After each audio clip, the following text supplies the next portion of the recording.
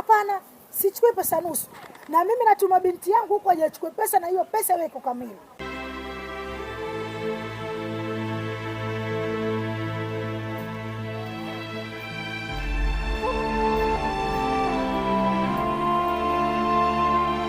Hebu ngoja nitakupigia, Wewe kijana.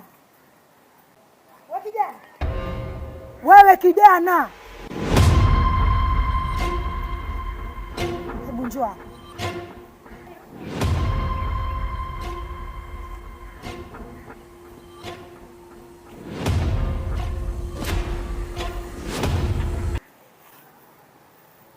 Hivi, kumbe nyinyi vijana siku hizi hamna heshima.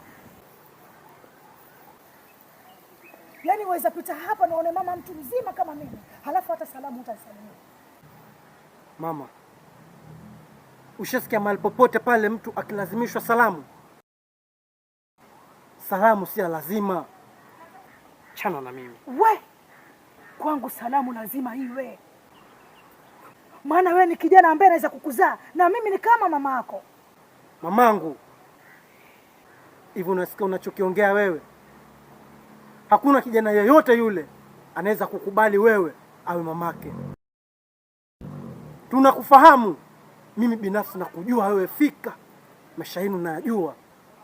Na maisha yetu yamedidimia sababu ni wewe. Chanzo ni wewe na huyo mtoto wako kahaba. Kahaba mkubwa. Wasemaje wewe? Hebu koma, acha kuita binti yangu kahaba. Koma wewe. Wewe kijana. Umeuanzisha moto na hutaweza kuuzima. Utajua mimi kama ni nani. Unaita binti yangu kahaba? Chana na mimi wewe. Huyu kijana vipi? Nihitaji mwanangu kahaba.